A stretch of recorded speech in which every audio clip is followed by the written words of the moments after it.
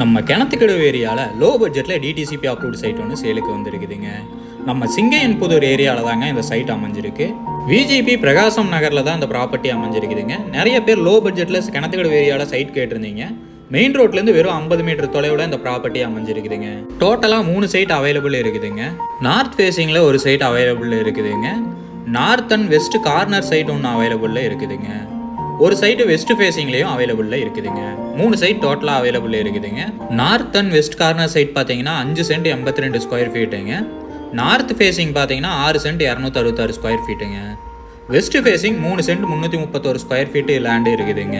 இன்வெஸ்ட்மெண்ட்டுக்கு பக்காவான ப்ராப்பர்ட்டிங்க. கிணத்துக்கடவுலேருந்து 2.5 கிலோமீட்டர் தொலைவில் இந்த ப்ராப்பர்ட்டி அமைஞ்சிருக்குதுங்க. எல்லா சைட்டுமே ரோடு பேஸ் சைட்டுங்க, கட் ரோடு பேஸ் சைட்டுங்க.